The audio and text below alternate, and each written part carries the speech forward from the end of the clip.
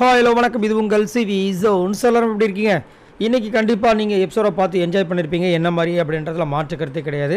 நீங்கள் என்ஜாய் பண்ணிக்கலாம் இல்லையான்றதை கீழே கமெண்ட்ஸில் சொல்லுங்கள். அதே மாதிரி இந்த வீடியோவுக்கு மறக்காமல் நான் டெய்லியும் சொல்கிற ஒரே விஷயம், மறக்காமல் லைக் பண்ணுங்கள், சப்ஸ்கிரைப் பண்ணிட்டு பாருங்கள். ஸோ இப்போ லைவில் பார்த்தீங்கன்னா கலையும் திவாகரும் ரொம்ப அப்படியே வேதனைப்பட்டு துக்கப்பட்டு துயரப்பட்டு எல்லா பட்டு பருத்துப்பட்டு ஒரு சில விஷயங்கள் பேசுகிறாங்க. ஏன்னா பகடக்காயா இவங்க 3 பேர், அதாவது விஜய், பார்வதி, திவாகர், கலை, மோஸ்ட்லி எல்லோரும் சொன்ன விஷயங்கள் இவங்க 3 பேர் தான். தவிர்த்து விக்கல்ஸ் விக்ரம யாரும் சொல்ல, அரோராவை சொல்லலை, கெமியை சொல்லலை, பிரவீனை சொல்லலை. என்னையா நடக்குது ஒன்றுமே புரியல. வினோத்தை சொல்லலை, கனியை சொல்லலை, எஃப்ஜேவை சொல்லலை. எல்லாமே சேஃப் கேம், பக்கா சேஃப் கேம். அப்படி இருந்தால் சுபிக்ஷாவை யாரும் சொல்லலை. அப்படின்னு இருக்கும்போது இங்கே வந்து பக்காவாக வந்துட்டு ஆக்சுவலாக வந்துட்டு இவங்களை சொல்லணும்னு நிர்பந்தம் கிடையாது. அங்கே அத்தனை சீட்டு கொடுத்துருக்கும்போது யாரையாவது சொல்லலாம். வெறும் வன்மத்தை கக்கிறத இது பண்ணிடும்போது இவங்க காண்டாயிட்டாங்க. அதை இங்கே வந்து இப்போ வந்து பேசிகிட்டு இருக்காங்க. அதுலேயும் குறிப்பாக வந்துட்டு நிறைய பேர் நடிக்கிறாங்க. நம்ம 2 பேரும் வந்து வேலையே வாங்கலன்னு சொல்கிறாங்களே, நம்ம வேலை செய்யாமல் இருந்தோம் அப்படின்றாரு திவாகர். சொல்கிறார், ஃபஸ்ட்டு வீக் நான் வந்து பிபி டீமில் இருக்கும்போது என்னை வந்து டாய்லெட் கிளீனிங்லேருந்து பெருக்கிறது எல்லா வேலையும் வாங்கினாங்க. நானும் செஞ்சேன், எல்லாத்தையுமே டீ போட சொன்னாங்க, என்னென்னமோ பண்ணேன்.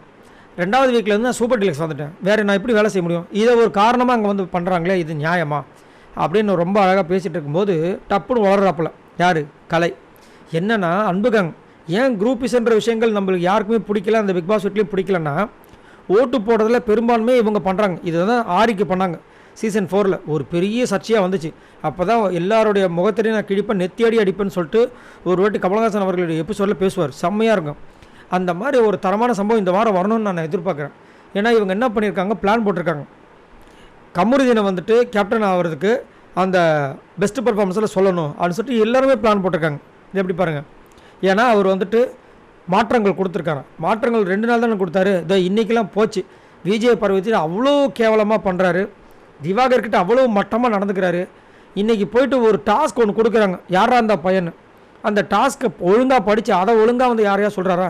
பிக் பாஸ் கழிவு ஊற்றுறாரு. பிக் பாஸ் மட்டுமா கழிவு ஊற்றுறாரு? விஜய் சேதுபதி கலாய்ச்சி கழிவு ஊற்றுறாரு. இப்போ என்ன பண்ண முடியும்? இவர் முதல்ல எப்படி வந்து பெஸ்ட் பர்ஃபார்மன்ஸ், அதாவது இவங்க என்ன பண்ணுறாங்கன்னா முடிவு பண்ணிக்கிறாங்க. ஏன்னா அவங்கக்கிட்ட மொத்தம் வந்து எஃப்ஜே, சபரி, கலை, ரம்யா, பிரவீன், கெமி 6 ஓட்டு இருக்குது. மெஜாரிட்டி ஓட்டு இவங்ககிட்ட தானே இருக்குது. ஸோ அதனால் அதை போட்டு தூக்கிடலாம் அப்படின்னு அவங்களுடைய மனப்பால். ஸோ இந்த வாரம் வந்துட்டு தலை போஸ்ட்டுக்கு கமருதீன் வர வைக்கிறதுக்கு பிளானை போட்டுட்ருக்காங்க. நீங்கள் உங்களோட கருத்தை சொல்லுங்கள். இந்த வாரம் முழுக்க பெஸ்ட்டு பர்ஃபார்மன்ஸில் நீங்கள் யாரை சொல்லுவீங்க? மறக்காமல் கீழே கமெண்ட்ஸ் பண்ணுங்கள். பாய் நண்பர்களே.